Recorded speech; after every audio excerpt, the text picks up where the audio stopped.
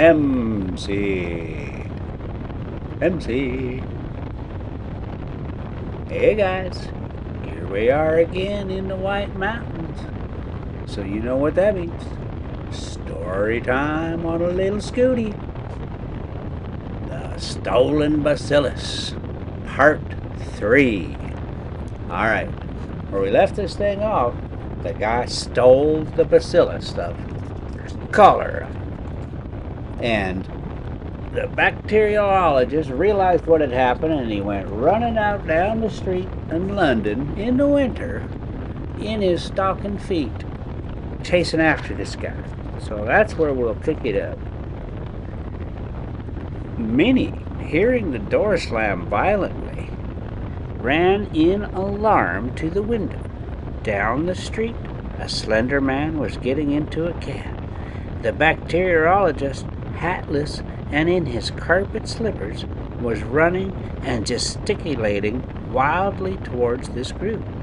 One slipper came off, but he did not wait for it. "He has gone mad," said Minnie. "It's that horrid science of his." And, opening the window, would have called after him. Well, let's take a look at this. Oh yeah, we do a little walk around. You can take a look at the great features of the Honda ADV150. And just to give it some credibility there, I, make sure I wear a Harley Davidson helmet. Okay, would have called after him. The slender man, suddenly glancing around, seemed struck with the same idea of mental disorder. He pointed hastily to the bacteriologist, said something to the cabman. The apron of the cab slammed, the whip swished, and the horse's feet clattered, and in a moment, cab and bacteriologist, hotly in pursuit, had receded up the vista of the roadway and disappeared round a corner. Minnie remained straining out the window for a minute. Then she drew her head back into the room again. She was dumbfounded. Of course he is eccentric, she meditated, but running about London in the height of the season, too, in his socks? A happy thought struck her. She hastily put on her bonnet and seized his shoes, went into the hall, took down his hat and light overcoat from the pegs, emerged upon the doorstep, and hailed a cab that opportunely whirled the bike. "Drive me up the road and round Havelock Crescent, and see if we can find a gentleman running about in a velveteen coat and no hat." "Velveteen coat, ma'am, and no hat? Very good, ma'am." And the cabman whipped up at once in the most matter-of-fact way, as if he drove to this address every day of his life. Some few minutes later, the little group of cabmen and loafers that collect around the cabmen's shelter at Haverstock Hill were startled by the passing of a cab with a ginger-colored screw of a horse driven furiously. They were silent as it went by, and then it receded. "That's REX. What he got?" said the stout gentleman known as Old Toodles. He's using his whip, he is to ride," said the ostler boy. "Hooloo!" said poor old Tom Biles. "Here's another bloomin' lunatic. Blowed if there ain't. It's old George," said Old Toodles. "And he's driving a lunatic, as you say. Ain't he a clawing out of the cab? Wonder if he's after REX." Okay, so we'll probably have to go back and dissect some of that and find out just what in the heck is going on there. I mean, it's written just like that. I talk funny, but maybe. The group round the cabin shelter became animated. Chorus: "Go it, George! It's a race! You'll catch him! Whip up!" "She's a goer, she is," said the ostler boy. "Strike me giddy," cried old Toodles. "Here I am going to begin in a minute. Here's another coming, if all the calves in Hampstead ain't gone mad this morning." "It's a field mail this time," said the ostler boy. "She's a-following him," said old Toodles. "Use the other way around. What's she got in her hand? Looks like a ingot. What a bloomin' lark is it?" 3-1 on old George," said the ostler boy next.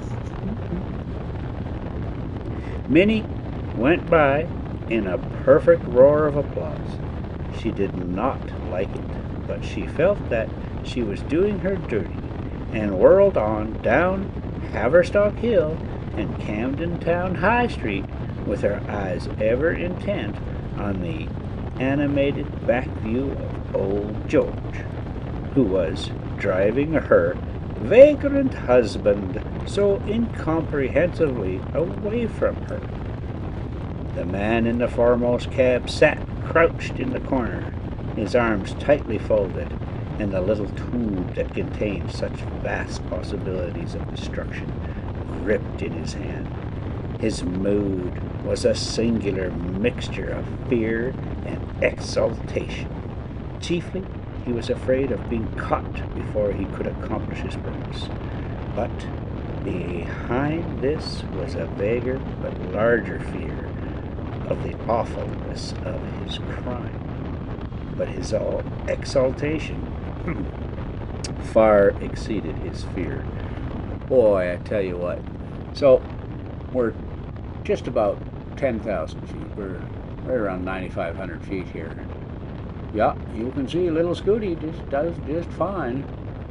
You know, when you're going uphill, it gets knocked down on her knees a little bit. But this right here, she just zips right along. 100 miles per gallon or something ridiculous like that. Okay, let's get back here to this story. So, his exultation far exceeded his fear. No anarchist before him had ever approached this conception of his. Ravacho, Violent, beside him, they only to make sure of the water supply and break the little tube into the reservoir. How brilliantly he had planned it. Forged the letter of introduction. Oh, that's how he got in there. And got into the laboratory. And how brilliantly he had seized his opportunity. The world should hear of him at last. Oh yeah. You ain't gonna do nothing special unless oh no.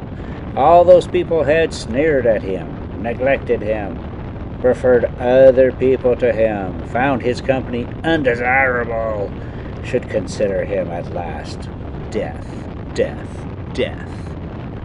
They had always treated him as a man of no importance.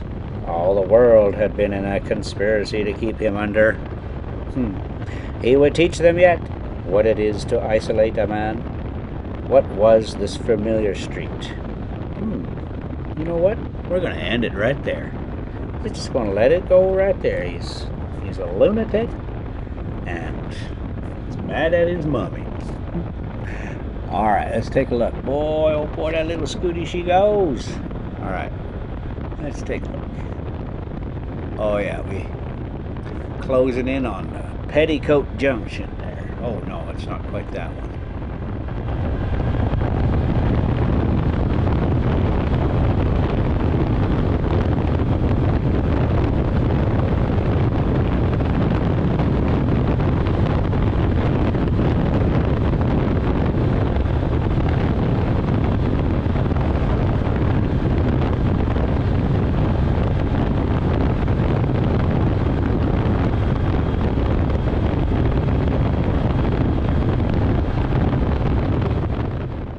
Okay guys, let's just put a pin in it right there. I'm betting we get through this one next time. The Stolen Bacillus, Part 6. Sem C. Sim. C. Sim C.